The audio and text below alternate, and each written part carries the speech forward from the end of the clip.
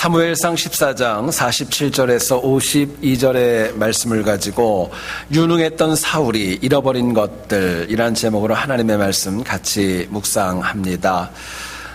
최근에 애슐리 메디슨이라고 하는 사이트가 해킹이 되어지면서 사회적으로 파장이 굉장히 적지 않게 일고 있습니다. 신문을 통해 보신 분들도 아실 거예요. 애슐리 메디슨이라는 그 사이트의 모토가 있다고 합니다. 인생은 짧다. 그렇기 때문에 바람을 피고 살아가라. 이게 불륜 사이트의 하나의 그런 대표적인 사이트라고 할 수 있습니다. 근데 놀랍게도요, 애슐리 메디슨 그 사이트에 가입되어진 회원이 무려 50개국에서 4천만 명이 넘었다고 합니다. 뿐만 아니라 한국에서도 19만 명이 넘었다고 해요. 근데 더 큰 문제는 이 사이트가 해킹이 되어지면서 미국과 캐나다에 사용하는 유명한 목회자들 가운데에서도 400명이나 그 이름이 공개가 되어졌다고 합니다. 많은 목회자들이 강단을 통해서 또 책을 통해서 강연을 통하여서 불륜은 부도덕한 것이라고 책망하고 정죄합니다. 그런데 놀랍게도 많은 목회자들이 목회하는 중에서도 외도할 방법을 찾고 있었다는 것이 그 해킹의 결과였던 것입니다.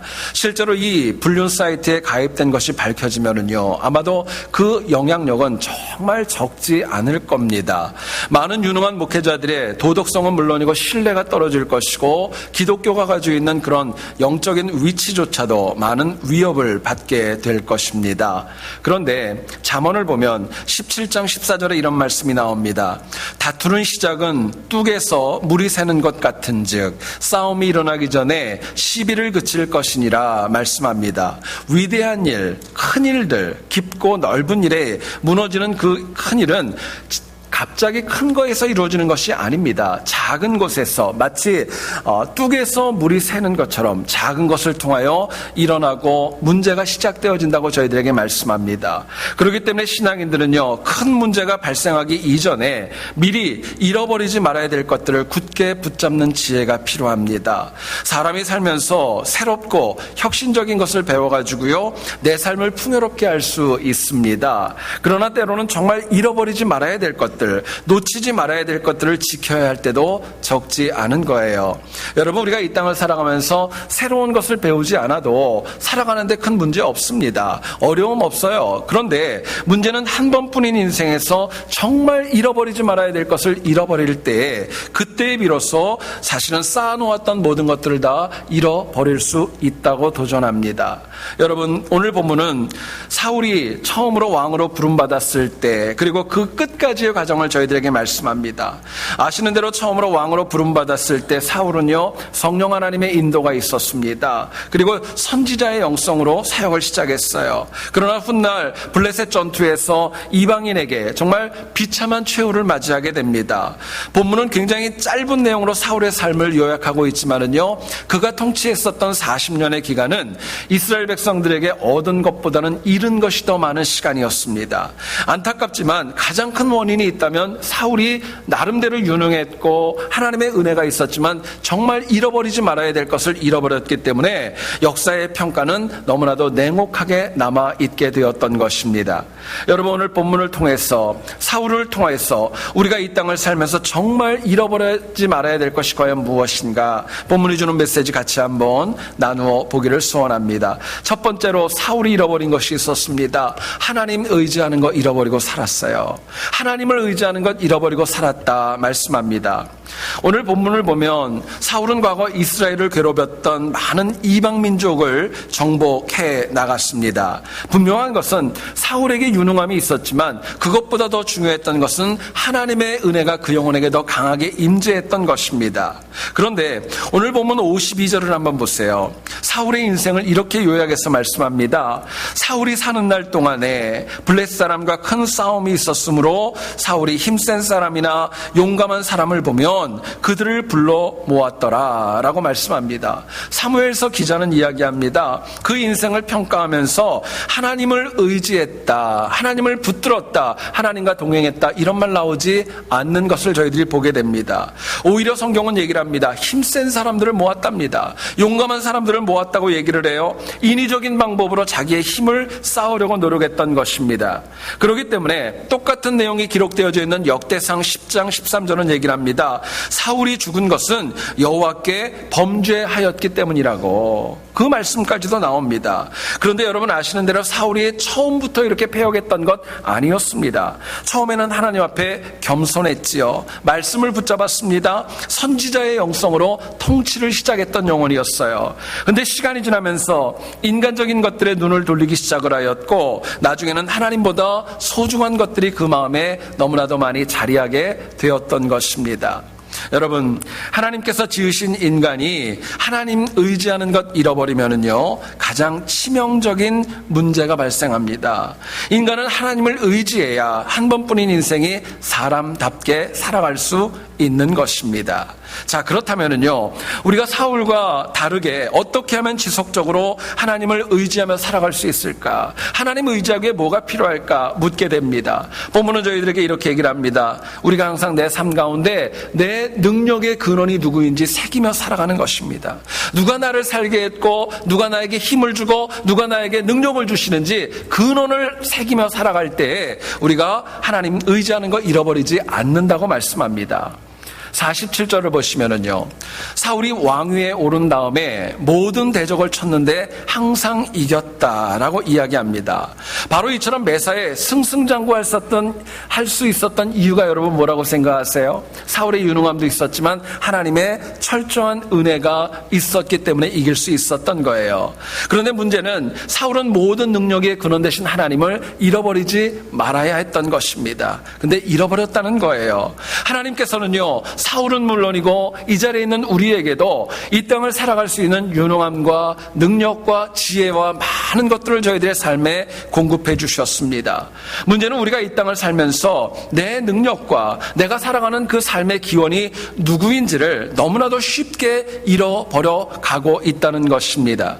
처음에는 하나님인 줄 알고 살았어요. 시간이 지나고 보니까요, 물질이 내 삶을 주관하는 주관자가 되어버리고 말았습니다. 나중에는 내 자신이 됩니다. 권력이 될 수도 있고 명예가 될 수도 있고 내 자존심이 될 수도 있고요, 우리 자녀들의 성공이 될 수도 있는 것입니다. 그 모든 세속적인 것들이 내 삶의 근원이 되어지는 것처럼 착각하며 살아왔기에 우리가 하나님 의지하는 거 잃어버리는 것입니다. 여러분, 그런데요, 잊지 마세요. 나를 나되게 하신 능력의 근원은 하나님밖에 없습니다. 내 근원은 하나님밖에 없는 거예요. 하나님께서 내가 살아가야 될 이유와 삶의 방향과 비전과 목적을 다 주신 분이기 때문에 그래요. 하나님이 능력을 주셔서 힘들고 어렵지만 이민자의 삶 가운데 승리와 능력으로 채워주신 것입니다. 내가 이 땅 가운데 살아갈 수 있다는 거 내가 유능하기 때문인가? 아닙니다. 하나님이 주신 은혜가 있고 지혜가 있고 사람들을 만나게 하시는 사랑이 있기 때문에 그런 것입니다. 그럼에도 불구하고 우리는 하나님 때문에 살았음에도 불구하고 하나님의 은혜를 잃어버리고 망각하고 살아갈 때가 너무너무 많이 있습니다. 어리석은 영혼의 특징이 있어요. 마치 혼자서 모든 것을 다 한 것처럼 착각합니다.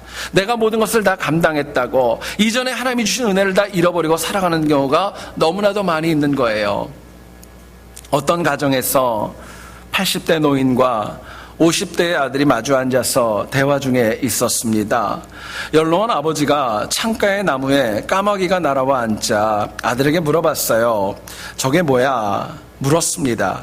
그러자 아들이 친절하게 얘기를 합니다. 아버지, 까마귀입니다. 이야기를 했어요. 그런데 아버지가 조금 있다가 또 물어봤습니다. 저게 뭐야? 물어봤습니다. 아들이 또 얘기를 했습니다. 까마귀예요. 근데 이 아버지가 조금 있다 또 물어보는 거예요. 3번, 4번이 반복되어지니까요, 이 젊은 아들이 화가 났어요. 아버지에게 성을 내며 얘기를 합니다.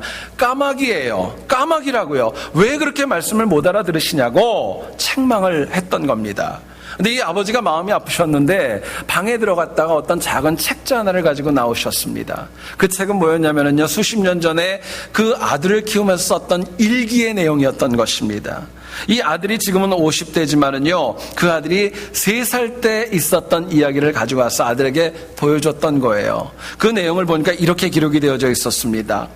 오늘 창가 나무에 까마귀가 날아와 앉았다. 아들이 저게 뭐야? 물어서 까마귀라고 답해 주었다. 그런데 아들이 계속해서 23번이나 똑같은 질문을 했다. 그래도 나는 귀여운 아들을 안아주며 끝까지 다정하게 대답해 주었다. 나는 이 아이를 사랑한다. 그렇게 기록이 되어져 있었던 거예요. 여러분, 그 아들이 그걸 보고 마음이 어땠을까요? 인간의 죄성이 있습니다. 올챙이적 생각을 못하는 것입니다. 과거의 은혜를 잃어버리는 거예요. 과거에 실수하고 넘어졌지만 하나님께서 나를 세워주셨던 사랑과 은혜를 잃어버리고 그거 없는 것처럼 살아가는 것입니다. 힘들고 어려울 때는 하나님만 의지하다가 이제는 살만하니까 또다시 하나님 잃어버리고 살아갈 때가 너무나도 많이 있다는 것입니다. 여러분, 중요한 것은 하나님의 은혜를 잃어버리기 때문에 내가 넘어지는 것입니다. 하나님의 은혜를 잃어버리기 때문에 의지하는 거 망각하고 살아가는 거예요. 여러분, 우리가 하나님을 의지하기 위해서 구체적인 길이 있습니다. 뭐냐면요, 사람을 의지하는 거 놓으셔야 돼요. 하나님을 의지하기 위해서는요, 사람을 의지하는 거 이거부터 놓으셔야 돼요. 여러분, 내 주변에 신실하고 정말 믿음이 좋은 동역자가 있다는 건 얼마나 큰 은혜인지 모릅니다. 그런데 분명한 것은 그 신실한 동역자가, 그 배우자가 내 구원까지 책임지는 것은 아니기 때문에 그렇습니다. 동역자는 이 땅을 살면서 격려하고 위로할 존재이지 믿을 존재는 아니라는 거예요. 근데 문제는 머리로는 하나님만 의지해야 된다는 거 알면서도 내 주변의 사람들을 믿고 사람들 때문에 내 믿음이 넘어질 때가 적지 않은 것입니다. 여러분, 잊지 마세요. 정말 소중한 것을 잃지 않고 하나님 의지하려면요, 우리가 사람 의지하는 것부터 놓을 수 있기를 원합니다. 요셉이 17살에 노예로 팔렸죠. 보디발 가정에서 총무가 되기까지 그 고생이 성경은 나오지 않지만 얼마나 힘들었겠어요. 많은 분들은 얘기를 합니다. 25살에 보디발 가정에 총무가 되었답니다. 8년을 고생한 것입니다. 그런데 그곳에서도 보디발 아내의 미혹으로 인하여서 감옥에 들어가게 됩니다. 투옥 가운데에서도 술 맡은 관원의 꿈을 해몽해 주었지만 결국 배신당하는 거 여러분 알지 않습니까? 하나님이 도대체 왜 이 요셉에게 이런 어려움을 주셨을까? 저는 내용을 다시 한번 읽어봤어요. 그리고 나름대로 찾은 해답이 있었습니다. 하나님이 고생을 주신 이유가 있었습니다. 사람 의지하고 살아가는 거 무익하다는 것입니다. 사람을 의지하고 살아가는 거, 그거는 큰 도움이 안 된다는 거예요. 여러분, 만약에 형들에게 팔리지 않았고 아버지의 사랑을 받으면서 채색 옷을 입고 살았다면요, 그냥 가나안 땅의 부잣집 도련님으로 끝났을 거예요. 보디발 가정에서 정말 나름대로 안정이 되었다면요, 거기에 만족해가지고 어쩌면 그 집에서 늙어갔을 수도 있어요. 만약에 배반당하지 않았다면요, 그 가운데에서도 사람들만 의지하고 살아가는 모습이 요셉에게 있었을지도 모르겠습니다. 근데 하나님께서는요, 고난까지 주시면서 사람 의지하지 말라는 거예요. 하나님 붙들라는 것입니다. 하나님 의지하고 살아갈 때 결국에는 그 유능한 삶이 더 능력 있게 된다는 것, 요셉을 통해 저희들에게 보여주시는 겁니다. 여러분, 사람은요, 절대로 홀로 살아갈 수 없는 사회적인 존재입니다. 그러나 사람은 서로 위로하고 격려하고 서로 친교하는 것이지 사람을 의지하는 것은 아니라고 이야기합니다. 어떤 분이 저한테 보내준 글에 재미있는 것을 소개합니다. 여러분, 20대 여성들은요, 잘 들어보세요. 20대 여성들은 택시를 타면 타자마자 전화를 걸거나 문자를 보내느라고 무지하게 바쁘답니다. 근데 50대 여성들의 특징이 있대요. 50대 여성들은요, 차에서 타서 내릴 때까지 전화기 찾느라고 바쁘대요. 20대는 그냥 하고 있는데 50대는 건망증이 있으니까 그거 찾느라고 끝까지 찾다가 차에서 내려서 그 다음에나 찾는답니다. 여러분, 인간의 한계가 이런 거예요. 50대도 이러면 70대는 어떨까요? 40대는 중간쯤 될까요? 어쩌면 남의 이야기 아니죠. 여러분, 인간이 이런데 이렇게 연약한 인간을 의지해서 과연 무엇을 얻을 수 있겠냐는 겁니다. 시편 기자는 얘기를 합니다. 62편 2절에서 얘기를 해요. 오직 그만이 나의 반석이시요 나의 구원이시요 나의 요새이시니 내가 흔들리지 아니하리이다 이야기합니다. 여러분, 다윗의 이 고백이 우리 각자의 고백이 되기를 축원합니다. 이 은혜가 있으셔야 돼요. 이처럼 하나님만 의지하는 믿음을 가질 때 세상을 이길 수 있기 때문에 그렇습니다. 여러분, 그래서 천국까지 언제나 한결같은 믿음을 잃지 않으므로 날마다 승리하는 우리 모두 될 수 있기를 주님의 이름으로 축원드립니다. 두 번째로 생각할 것은요, 사울이 잃어버린 것이 또 한 가지가 있었어요. 훗날 자신의 삶에 대한 평가가 있다는 거 잊어버렸습니다. 내가 살아온 길에 대한 평가가 있다는 거 사울은 잃어버렸어요. 여러분, 사울을 가만히 보면은요, 멀리 보지 못하고 눈앞에만 있는 것을 바라보는 경우가 참 많이 있었습니다. 이를테면 아말렉을 침공하는 거 이제 다음 주에 저희들이 묵상할 건데요. 그때도 하나님의 명령보다는 눈앞에 보이는 좋은 가축들, 거기에 눈이 먼저 갔던 영혼이었습니다. 하나님의 응답이 없다고 더 하나님께 엎드려야 되는데 눈앞에 보이는 엔돌의 신접한 여인을 찾아서 하나님 대신에 그 여인에게 물었습니다. 결국 사울은요, 눈앞만 집중했고 어떤 일이 있을지 제대로 보지 못하는 어리석음이 있었던 거예요. 오늘 본문을 보면 사울이 뭐가 그렇게 큰 문제가 있는지 나타나지 않습니다. 그런데요, 똑같은 내용이 기록되어져 있는 역대상 10장 13절과 14절은 이렇게 얘기를 합니다. 들어보시죠. 사울이 죽은 것은 여호와께 범죄하였기 때문이라. 그가 여호와의 말씀을 지키지 아니하고 또 신접한 자에게 가르치기를 청하고 여호와께 묻지 아니하였으므로 여호와께서 그를 죽이시고 그 나라를 이새의 아들 다윗에게 넘겨주셨더라. 이게 사울의 인생에 대한 역대서 기자의 요약이었습니다. 여러분, 만약에 사울이 자신의 인생에 대한 평가가 이렇게 나올 줄 알았으면 그렇게 살지 않았을 거예요. 더 조심했을 거예요. 어쩌면 더 하나님 붙들고 이렇게 살지 않았을 겁니다. 결국 여러분, 사람이 이 땅의 삶을 다하고 다 하나님 나라 가죠. 근데 그것으로 끝나는 것이 아니라 그 다음에 하나님께서 사람들 가운데 있는 평가가 있다고 말씀하시는 겁니다. 여러분, 1517년 마틴 루터가 위텐베르그 대학에서 95개의 조항문을 열면서 종교개혁이 시작이 되어졌습니다. 그런데 그것으로 끝났나요? 지금 수백 년이 지났음에도 불구하고 10월 마지막 주 주일이면은요, 마틴 루터라는 이름이 다시 재론되는 것입니다. 다시 등장하는 거예요. 우리 믿음의 선조들도요, 사라지지 않습니다. 때마다 일마다 회고와 추억으로 다시 등장하는 거예요. 많은 분들이 우리 교회를 위해서 기도할 때 37년의 역사를 얘기할 때 많은 분들이 얘기를 합니다. 이 교회를 위해 눈물을 흘리고 헌신했던 영혼들, 그 영혼들이 다시 등장하는 거예요. 죽었지만 평가가 다시 있는 것입니다. 여러분, 그렇기 때문에 우리가 살아가는 삶의 자체는 언제 어디서나 꼭 남을 수밖에 없다는 걸 잊지 말아야 됩니다. 여러분, 더 중요한 것은요, 남기 때문에 선한 평가가 필요한 거예요. 복되고 귀한 평가가 필요한 거예요. 그렇기 때문에 우리들의 삶에 하나님을 향한 자세와 그 방향이 바르게 신실하게 자리 잡아야 마땅한 것입니다. 자, 그렇다면 우리의 삶에 대한 평가가 반드시 남습니다. 그런데 뭐를 잃지 말아야 될까요? 평가가 남기 때문에 잃어버리지 말아야 될 게 있다고 말씀하시는데요, 성경은 얘기를 합니다. 끝까지 하나님을 향한 충성을 잃지 말라고. 하나님이 주셨던 충성을 잃지 않을 때 나에 대한 선한 평가가 남을 수밖에 없다고 말씀합니다. 여러분, 사울은요, 왕이 된 다음에 사방의 모든 대적들을 이겼습니다. 이스라엘을 약탈하는 이방 민족들을 이기고 국가를 살렸습니다. 그러나 사울의 최후가 여러분 어땠는지 아시죠? 길보아 산에서 블레 사람들에게 전쟁에 지면서 정말 참수되어서 죽는 그런 처참한 지경으로 인생이 끝마쳐집니다.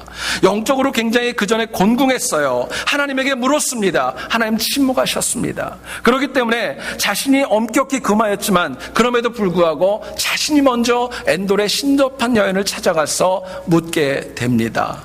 네, 여러분, 그 내용을 읽어보세요. 그 엔돌의 신접한 여인을 찾아가서도요, 하나님 찾지 않았습니다. 제일 먼저 찾았던 게 사무엘 좀 불러달라고 그랬어요. 사람을 찾는 모습을 보여줍니다. 끝까지 하나님 찾지 않았던 거예요. 여러분, 당연히 사울은요, 그러는 가운데 하나님을 향한 충성 다 잃어버리고 말았던 것입니다. 여러분, 심은 대로 거두는 것은 매사의 이치입니다. 내가 무엇에 충성했는가? 이것은 나중에 우리들의 자손들과 우리 믿음의 동역자들과 하나님 나라에 그대로 남는다는 거 잊지 말아야 될 것입니다. 여러분, 충성은요, 내가 뭔가를 할 수 있기 때문에 하나님 명령하시는 겁니다. 아무것도 못하는데 나한테 명령하시는 거 아니에요. 여러분, 충성을 원하신다는 것은요, 이미 하나님께서 채우신 은혜가 나에게 있다는 것입니다. 감당할 수 있다는 거예요. 뿐만 아니라 충성은 하나님께서 이미 나에게 복을 주시기 위해서 예비된 은혜가 있다는 것도 저희들에게 말씀하고 있는 것입니다. 여러분, 그렇기 때문에 중요한 것은 큰 일이냐 작은 일이냐 이거 중요한 거 아닙니다. 나에게 주어진 일에 충성할 때 하나님이 훗날 내 이름을 선하고 복되게 기록되게 할 수 있는 것입니다. 여러분, 가데스 바네아에서 하나님께서 12명의 정탐꾼을 가나안 땅에 파송했습니다. 40일 동안에 정말 가나안 땅이 젖과 꿀이 흐르는 땅인가 이거 알아보려고 갔습니다.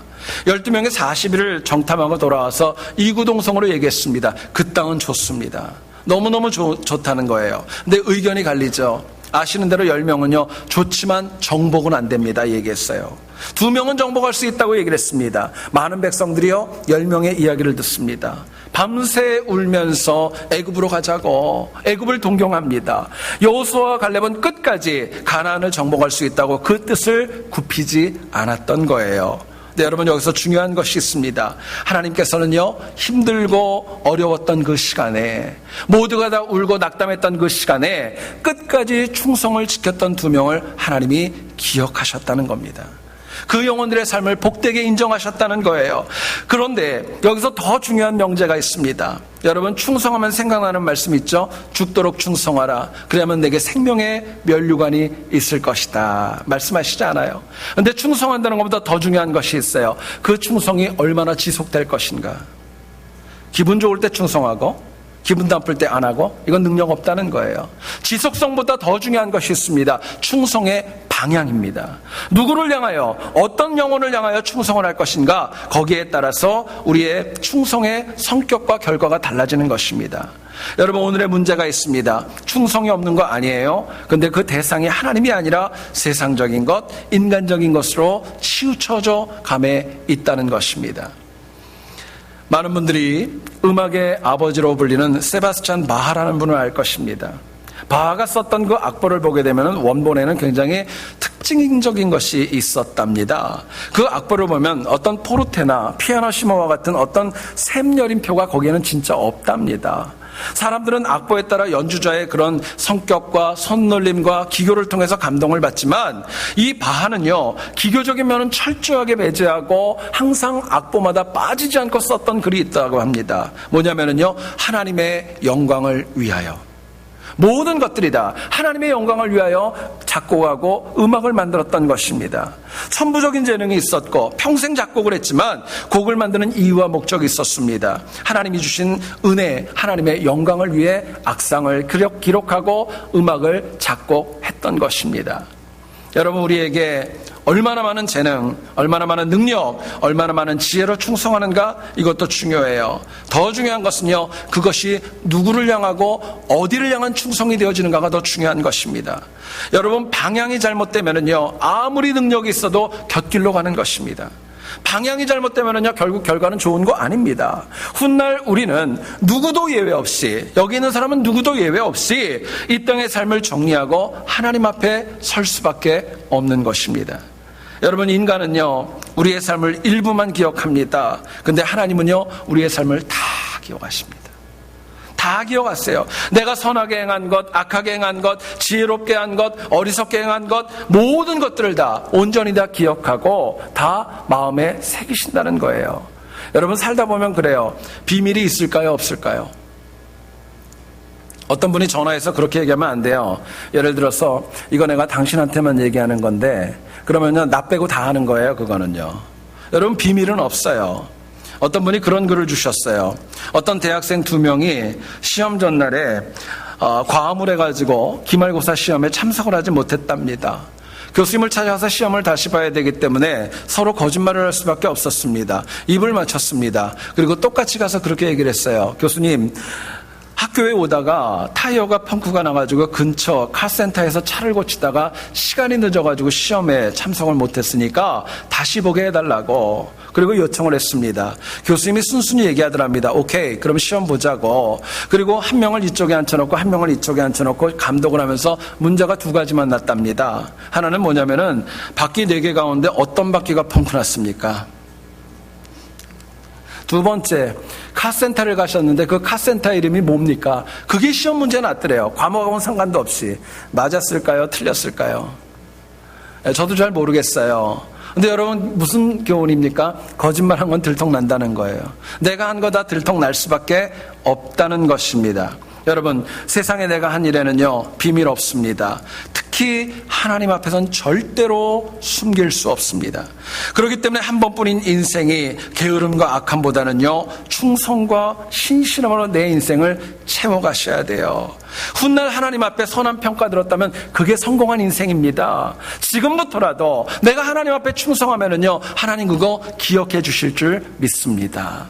마태복음을 보면 25장 21절에 주님 말씀하세요. 잘하였도다 착하고 충성된 종아, 내가 작은 일에 충성하였음에 내가 많은 것을 내게 맡기리니 내 주인의 즐거움에 참여할지어다 말씀하세요. 여러분, 하나님께서는 우리의 체질을 아시기 때문에 지금부터라도, 정말 지금부터라도 작은 충성이 있다 할지라도 하나님 나라에 기록해 주실 것입니다.